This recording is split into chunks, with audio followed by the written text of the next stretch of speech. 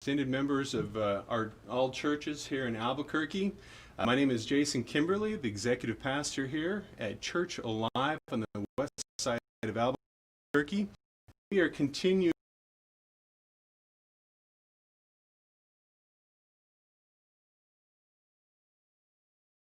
so excited to have join us today the Republican candidate for the U.S. Congress District 1, Michelle Garcia Holmes. I'm so excited for this interview. Thank you so much for coming in. Well, thank you for having me. I appreciate that.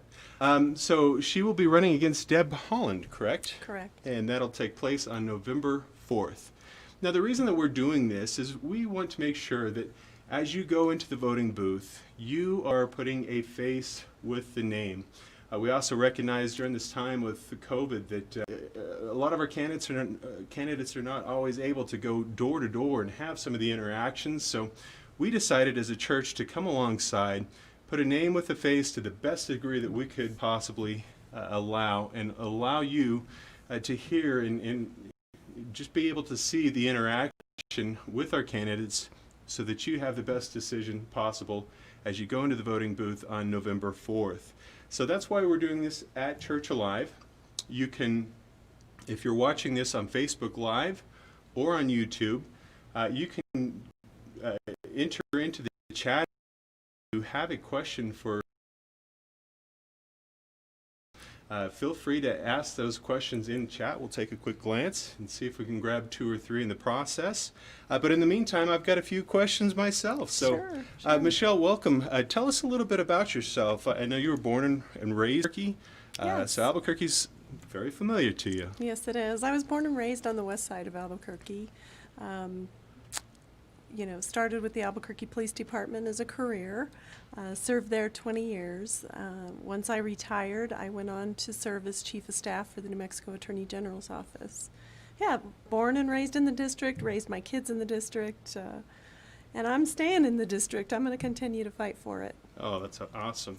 Now, also a graduate of Wayland Baptist University. Yes. They had an offshoot here back when I was attending college, and graduated from Wayland Baptist University with a Bachelor of Science. Wow. Some of the most notable achievements, you are a mother of 5 children, correct? Yes, my husband and I have a blended family, mother of 5. We raised 3 girls, 2 boys together. Oh, wow. And the Ethernet, you brought to justice the Ether Man rapist. Tell me a little bit about that. Well, it's a case I worked on while I was with APD. I served in many areas of the department. I started out in Field Services Bureau, where I worked uniform patrol for 10 years. Eventually, I went into the Detective Bureau and worked on property crimes, and eventually ended up in violent crimes. And this was a sex crimes case that I worked for many years. We correlated numerous victims through DNA.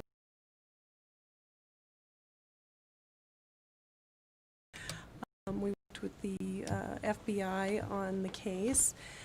We had the individual's DNA. This individual was terrorizing a community of women and committing rapes, and we only had his DNA. Oh my goodness. So we entered the DNA into the national database called CODIS, and we weren't able to figure out who this individual was. A lot of the cases were older cases because he victimizing women over a decade. And so I went to the district attorney's office and requested that we do a couple of unusual things. And one of the unusual things was, could we indict this DNA? Because someday we were going to figure out who this individual was. But the statute of limitations on a couple of the cases were coming to fruition to where he couldn't be prosecuted for these offenses. And I was working with a good friend of mine, district attorney, and she said, let's do this. Let's try it. So we put together a good investigative report. She took it over to the grand jury. We indicted the DNA. And years later, he was apprehended in Colorado. He had been victimizing women in several states surrounding New Mexico. And the case was finally brought to fruition when he was apprehended and his DNA was taken. It was put into the CODIS system, and the hits started coming back. In all those cases that we had worked for so many years. It was really interesting, and it kind of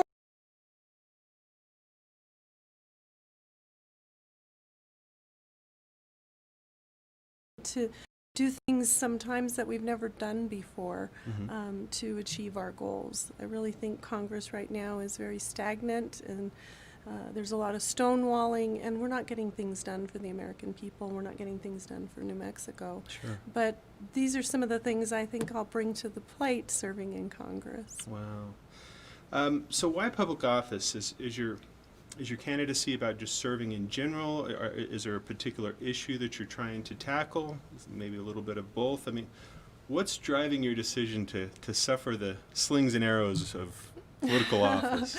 Well, it's not easy running for office, I'll tell you that.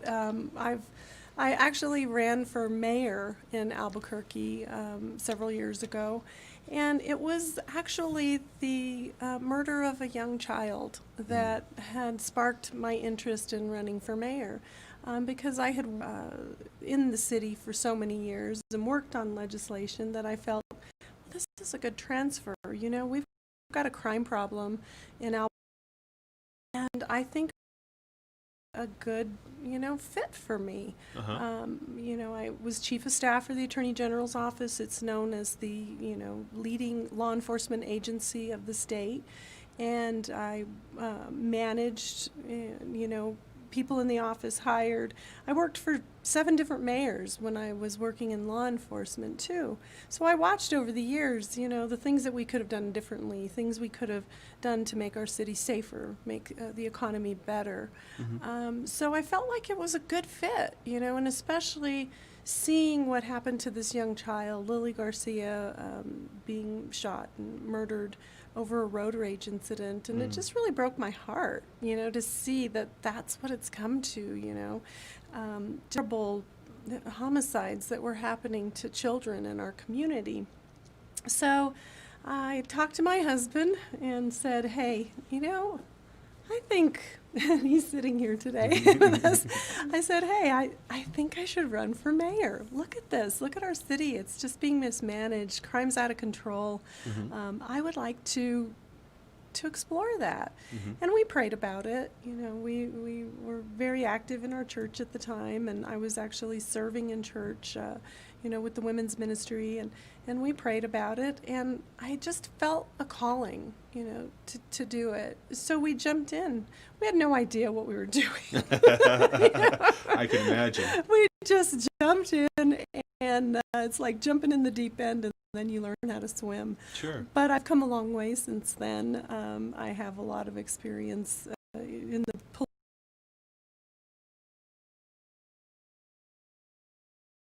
you have to go about things, how to manage a campaign, how to get out there and get your message to the voter. Sure. And so that's where we are today. Just fast forward to today, we've worked to try and just make New Mexico a better place. We have so much potential here. It's just unbelievable how much potential New Mexico has, but we're not really tapping into it, and I think crime is one of the #1 drivers that holds us back, especially this district. We've got just incredible homicide rates that are just unbelievable to me. How many people are murdered here in the district on a regular basis. Drug addiction, drug trafficking, human trafficking.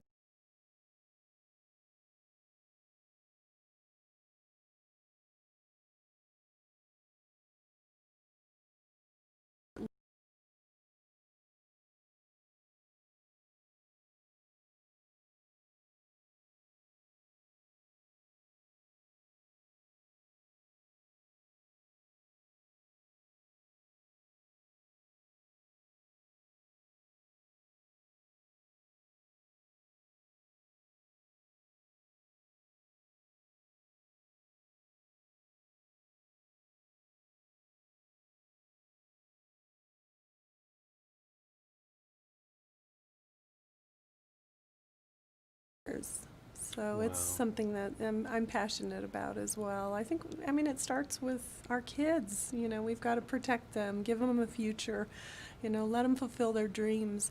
And raising 5 kids, you see the opportunities for your kids as you raise them. Sure. And, you see their gifts, their God-given gifts and where they can go and where they thrive. And, I'm proud of, and I think they went in directions that they were passionate about, and it's nice to see them in their careers now. Yeah. And that's what we have to do for all our kids in our community. As a community, we need to come together and just nurture that goal, Sure. I believe. Absolutely. So for those of you who may be just joining us here in the studio is Michelle Garcia Holmes, the U.S. The candidate for U.S.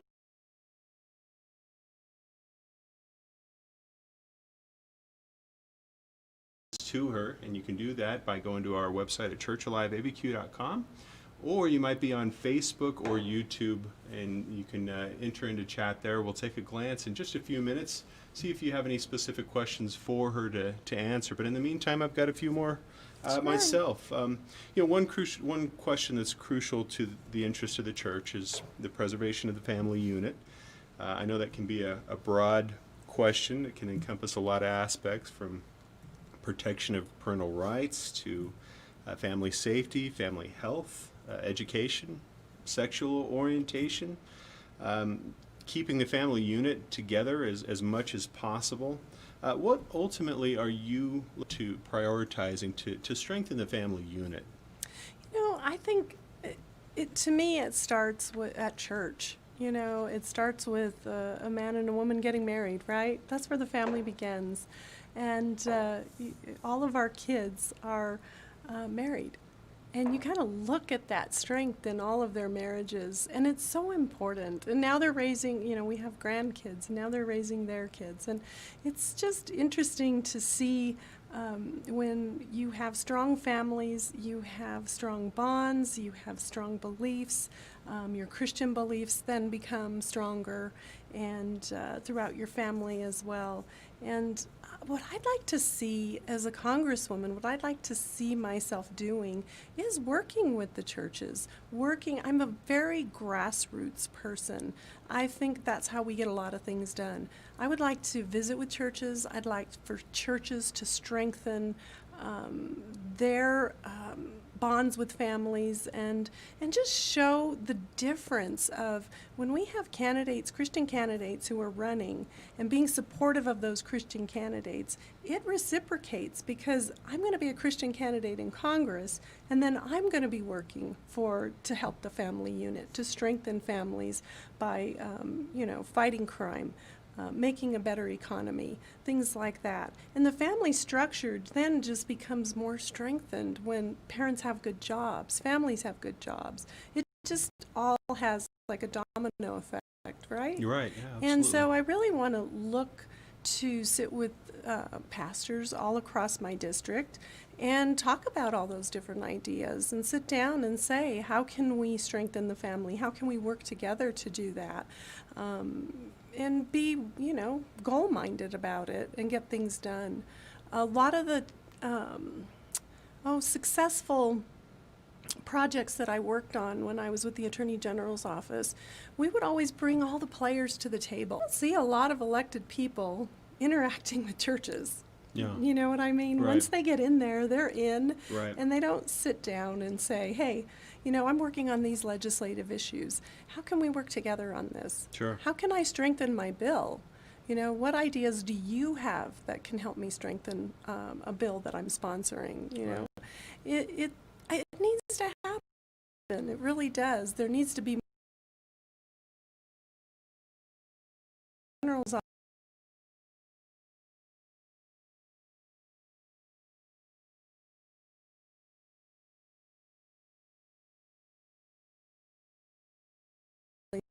full. Sure. And I have found that is just key, key to getting things done. Wow.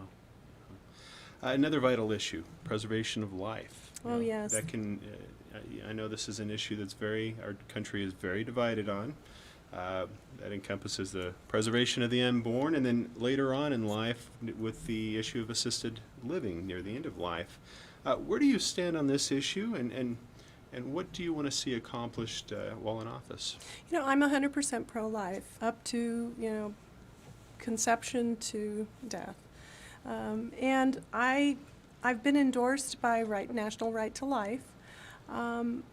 I really, really am passionate about this issue because there's so many mixed messages out there. So many women are told, you know, when it comes to the abortion issue, that this is a healthcare issue. And to me, it's a double-edged sword. I think we really need to educate our population, educate our women about what good healthcare really is. Mm-hmm. And also, New Mexico is known as the late-term abortion capital of the world. Of the world. And that is heartbreaking to me. We have 3 abortion clinics in my district. I'm very familiar with all 3 of them. We have a Planned Parenthood, we have Southwest Women's Options, and we have the UNM clinic, University of New Mexico Clinic for Reproductive Rights. Southwest Women's Options does abortions up to the baby's date of birth. Mm. We are aborting babies here that are viable babies. Mm. They're viable. We've had botched abortions here where babies have been born alive. So, you know, there is a tremendous amount of work that needs to be done in this area because New Mexico should not be known and known for internationally to be the late-term abortion capital of the world. And that to me is just heartbreaking. We have a huge Christian community, Catholic community of faith. And I grew up, we're about faith and family and our children and our grandchildren. So for this to be happening right in the middle of my district, this is something that I definitely will be working on and definitely will be sponsoring bills to ensure that if a baby's born alive during a botched abortion, that they should be given aid and comfort. And I would like to see New Mexico no longer be known as the late-term abortion capital of the nation. Yeah. I don't believe we need to be doing late-term abortions here. And I know there's so many people in our Christian and Catholic community that don't know. They don't know that this is happening. Right. I've spoken to so many groups, and they're just appalled. They look at me and they're like, no, that's not happening here. And I tell them, yes, it is. Mm-hmm. And in fact, I've called for the clinic that's associated with the University of New Mexico to be shut down. Why do we have an abortion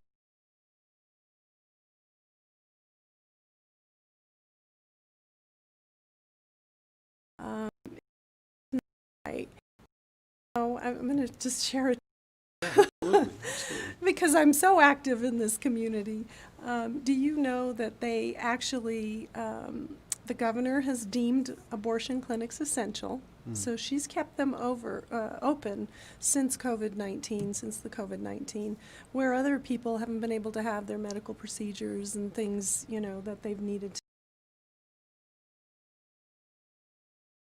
And open since COVID-19 has been, since the shutdown, basically. And what really troubled me one day is we were out doing, you know, prayers out in front of the clinic at the University of New Mexico, and I walked back down the alley because the University of New Mexico clinic, you have to access it through the alley. And I actually saw a Heroes Work Here banner placed across their sign. And it just, I don't know, I just find that to be such a who actually are working directly with COVID patients. Sure. You know, not at a clinic. I don't believe heroes work at an abortion clinic. I mean, it's just one of those things that you see in New Mexico, and it just kind of boggles your mind. Yeah. You know, the heroes really are the ones that have been taking care of the COVID-19 patients, not the ones that have been committing abortions since the beginning of COVID-19 and the shutdown. Wow. So, we've called for them to remove the ban as well, but I really think that an abortion clinic does not need to be associated with our University of New Mexico. It's an institution of higher learning. Sure. I mean, it's just so uncivilized, in my opinion. Yeah, yeah. One issue that seems to be hiding just beneath the surface, but is becoming a little bit more visible, is human trafficking. I know you mentioned things with Lily, probably a little bit different. Crimes against children in Albuquerque, 2018, in comparison to El Paso. I mean, the numbers are astronomical here in New Mexico, here in Albuquerque specifically. You know, for a long time, I've always thought of human trafficking as, yes, it's an issue, but it happens somewhere on the other side of the Pacific Ocean. It's in, you know, somewhere else. It's not in our backyard.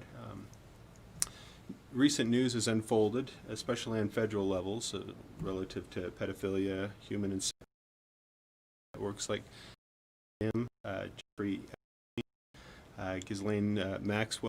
You know, these things have been surfacing on federal levels, chatter in Hollywood. I think it's now become fully evident that we need to begin starting to have these discussions, especially with I-25 and I-40 corridor.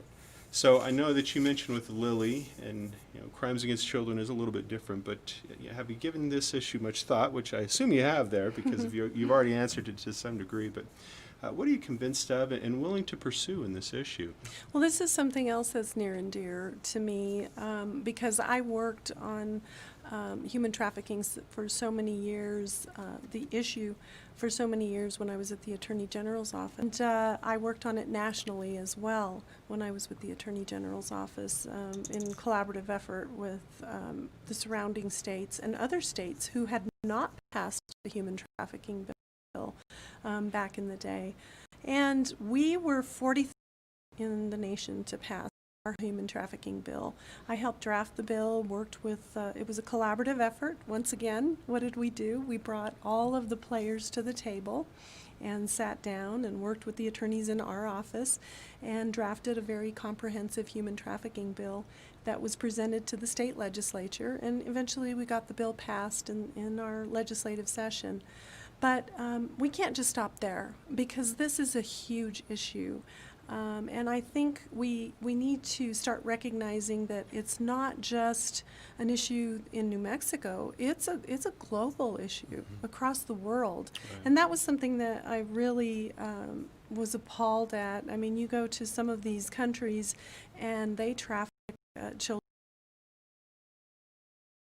It's enough to make you sick. Sure. You know, you just can't believe that anybody would do anything like this to a child. But we had that very same case with the Victoria Martins case here in Albuquerque, right smack dab in the middle of my district. Right. And so this is going to be an issue that I think, you know, I would like to see. Of course, we would probably work more so in a collaboration with our legislators to strengthen our human trafficking bill. So that's one of the things that I'd like to see happen, and strengthen the law, and to ensure that we could work more collaboratively with non-governmental agencies and nonprofits, because it involves an issue that is very it's very emotional. There's long-term effects on women who have been trafficked, and we need to make sure that we have safety nets there, that we have treatment for these women to help them get out of, you know, these situations and help them get out and beyond, you know, and have quality of life past the trafficking situations. It's really important to me to see that happen. It's one of these silent crimes that a lot of people don't pay attention to, and that really troubles me. We need to pay attention to it. Sure. And we worked on this issue for many, many years, and still will continue to collaborate with people in our community and to work on this issue, because I think the laws definitely need to be strengthened. I think we need to ensure that we address it, and that's what's so exciting about going to Congress, because it gives me an opportunity to address it globally. And you know, I commend our president for President Trump for passing some I can't remember what it was, but I think it was a resolution to start a task force. Exactly. I can't remember the exact wording of what it was. But to help solve some of the murders of indigenous missing and murdered women. And, you know, you mentioned the I-25 and I-40 corridor. The issue with that is that we are a border state, and we have a huge problem with drug traffickers operating here freely. Well, drug traffickers are also human traffickers, and I truly believe they use these corridors to transport, and I think we all know this, to transport their drugs to other locations. But across the Navajo Nation, it's an interesting aspect to human trafficking because there's a highway that connects from New Mexico, very close to Arizona, goes across to Colorado. And it's kind of one of these lonely highways where you don't see a lot of federal law enforcement or any law enforcement of any sort. I really think that, you know, it was a good plan that the president had to start a task force, to start working with the Native American community, to start looking at this issue on Native American lands as well. Because what we're starting to see is there's just a lot of women that are missing. They believe they're being human trafficked. After they investigate a little bit of the case, if women are you know, come and report the issue, and they're starting to find that they've been trafficked by drug cartels. Right. And I think this just is egregious. It's just egregious that we're not dealing with this issue at all. Right. I mean, it's Native American culture, especially on the Navajo Nation, you know, a lot of people just, they know each other, you know, on the nation. It's a very small community, but a large community at the same time. And people know each other, so they do a lot of, you know, asking for rides, things like that. And it's just sad to see that this issue isn't being addressed head on. But, you know, I think now with the utilization of being able to start a task force to address these issues, dive into this issue much, much further. Yeah, I know. I just read an article, as much as 25% of human trafficking victims in New Mexico, Native American lands. Big issue in southeast New Mexico as well. So I'm going to extend the invitation one more time. If you are out there just joining with us, we have joining with us Michelle Garcia Holmes, United States Congressional District number 1 candidate. If you have any questions for her, I'm going to extend the invitation. You can go to our website at churchaliveabq.com, log into the Vimeo or the Facebook link there, or on Facebook or YouTube. You can just ask your question in chat. We'll take a glance in just a few minutes, see if you have any questions out there. I'll be happy to extend it out there for her. I've got a couple more questions myself relative to the Constitution. Obviously, relative to the church, the free exercise clause of the First Amendment, very important to the church as a whole. For those of you who may not be aware, the free exercise clause of the First Amendment encompasses freedom of religion. Also, the First Amendment as a whole, freedom of speech. Where do you stand on these things? Well, I am 100% behind the Constitution. I don't think we need to rewrite it, although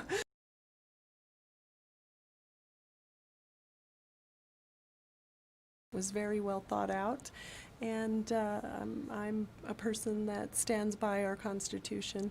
I think, you know, I really feel like our churches are strengthened by the Constitution, and we need to continue to lift that up and really exercise that right and freedom of speech.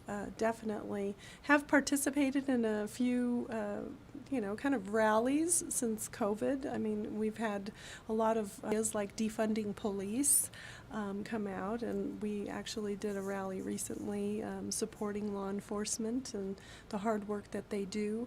You know, but one, you know, officer, you know, going out there and doing something that wasn't policy did not really justify all of the destruction that we've seen across America. And I destructive and criminal that doesn't apply to our Constitution Sure. in that fashion. So, being have participated in peaceful, rallies or protests, and seeing the difference, it's eye-opening to see the difference of what's happening in the country today. But I think we need to definitely protect our Constitution and all of our constitutional rights. Sure. I'm definitely pro-Second Amendment, having been a policewoman for many, many years. But I also grew up with a family. We did hunting, fishing. We were very active in the outdoors. And, my husband and I have enjoyed our long careers in law enforcement and enjoyed, ownership of our firearms and such. So definitely pro-Second Amendment as well, and very supportive of our Constitution. We'll always stand by our Constitution. Also endorsed in the primary by the NRA and pro-gun women. So, yeah. Well, that's great. Yeah, I was going to ask that very same question then. Oh, okay. Next question Well, was the it Second just Amendment, so segued. you just went right in there. I appreciate that. I'm going to take a quick glance and see if there's any questions our community has out there, and make sure that they have the opportunity to ask any questions that they may have for you. And just checking through. If you want to know more about Michelle Garcia Holmes, you can also go to her website at Garcia Holmes 4, the number 4. I always say the number 4. Number 4, 4congress.com. That's a website that is available if you want to know a little bit more details as far as why she's running, what she's running for, or to make a donation to your website. I'm going to say that again because I said it really bad. Actually, you probably are used to saying it. Well, if you go to GarciaHolmes4Congress.com, you can learn about my platform. You can read my resume. We've posted my resume upon there. And you can also sign up to volunteer. That's really what we're looking for. Most of the time, we visit with churches because we're asking people to get out of the pews and hit the pavement, which is something that, running for office, you're a volunteer. Sure. So I'm a volunteer. I'm not getting paid to run for office. There's not a salary. This is 100% public service.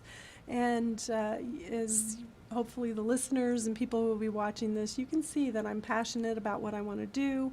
I'm not leaving New Mexico. I want to stay here, and New Mexico needs a rescue. We've had liberal leadership for far too long, 80 years, and some say 90. We all go back and forth about that, but it's been liberal, Democrat-dominated leadership for all these years. And I always tell people, what have you got to lose? Trying something new, trying someone who is, just like myself, who wants to just serve the people and go to Washington and come back and bring good things to New Mexico. So join me. Join our campaign. Join me in my effort. Come out of the church and let's walk the pavement.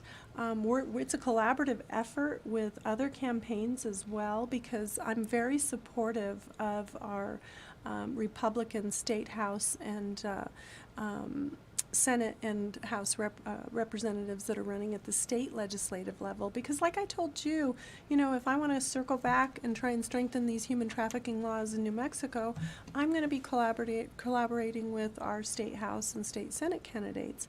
And, the candidates that are running right now have put it all on the line. They're going door to door on a daily basis. They're handing out my literature and helping me on the campaign. So it's not just about donating your dollars. I mean, if you can't get out and walk, then, we appreciate contributions. But at the same time, you can be making phone calls. We're making phone calls on a daily basis, talking to hundreds of people. And it's really interesting because there's so many like-minded people out there now. Even Democrats that have been lifelong Democrats are crossing over and re-registering Republican because they see that there has been a fundamental change in their party. They see that the individuals who are running are not Democrats.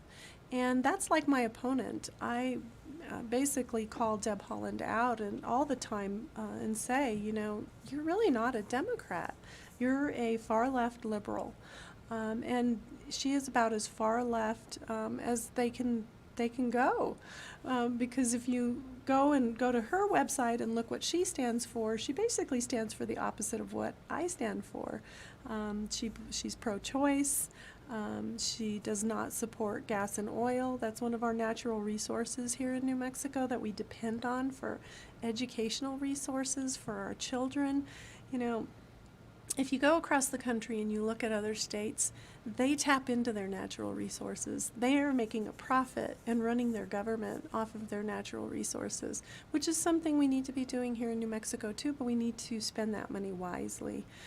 This is a resource that gives us billions of dollars. And I said billions, Wow. not just, millions of dollars. It's billions of dollars that Right. that resource gives us. So it's an opportunity to really enhance our education system and lift it up and help our kids, Yeah. fulfill their dreams. So, yeah, Wow. so join us. Join Yeah. us at the door. Join us on the campaign. I'd really appreciate it. And Sure. if you can't join us door to door, we accept any monetary amount. You're welcome to donate any amount. So don't feel like $1, $5, isn't enough. I raised 5 kids. I'm very thrifty. Well, once again, you can make that donation at GarciaHolmes4Congress.com. So you already answered one part of this question, but I'm going to extend we always finish up any interview that we have with a very simple question. I took a glance at chat, by the way. I think we're good there. So Okay. one question that we always ask our candidates is, how can we be in prayer for you? Specifically, this is more relative to Church Alive than necessarily the community, but would extend to anybody in the community that might be praying for its candidates. So as we wrap up, how can we be in prayer for you during this time? This is a good versus evil fight. I always say that when I visit churches. And, evil comes from, the demonic side of the world. I always ask for prayers of protection, prayers of wisdom, prayers for God's will. I think that's one of the most important things at the end of the day. And, we really, my husband and I both live by the rule that all glory goes to Him in everything that we do, whatever we achieve. And so let's just pray for His will this election season, but let's ask for His mercy. I think New Mexico needs God's mercy.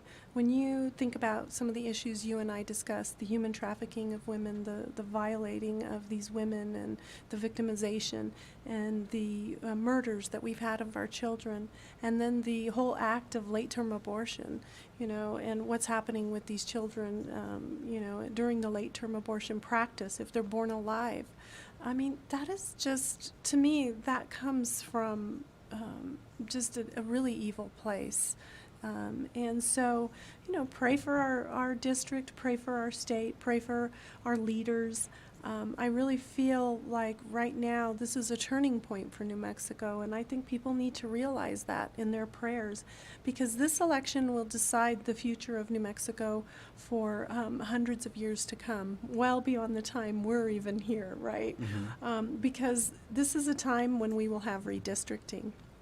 This is a time where we either have the possibility of having a conservative voice for New Mexico in Washington or not.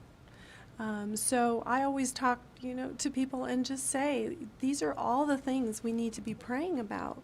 Do we want a voice, or do we want to be stifled? If we no longer have we have an opportunity to have a conservative voice and we don't vote for that as Christians, I believe we're complicit in a lot of these evil acts that are going on. So pray about that. And the other thing is just pray for the strength to talk to your neighbors and friends about this election. I think this is one of the most important elections of our time for America, for our families, for the future, because we really are running against individuals that have an opposite ideology of what our beliefs are, what our values are as Christians. Yeah. Wow.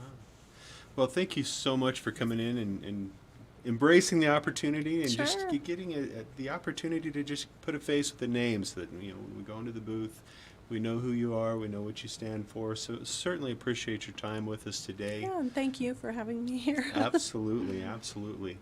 So community, I hope you grabbed value and found this time with us relevant and meaningful to your life, and certainly encourage you to go out and vote on November 4th. November 3rd. Pardon me. November 3rd. Don't go out the day I after. know. I had November 4th in my head for some reason. You know what? I think it was November 4th last year, Yeah, wasn't must it? have I been. thought Somehow it was. 4th stuck in my head, but yes, November 3rd. November 3rd. You know what I ask people too is, if you want, early voting will be starting, I think, October 6th. So, if you want to order a ballot and turn it in at the polling place, you can do that. If you want to go vote early, you can do that as well. They made the voting locations very COVID safe this past year. But most of these elections were decided in the early voting process. So go out and vote. Don't miss November 3rd, that's for sure. November 3rd, yeah. Don't pay any attention to me. She would know. I'll take that. But once again, thank you so much for joining us. And community, hope you have a great evening.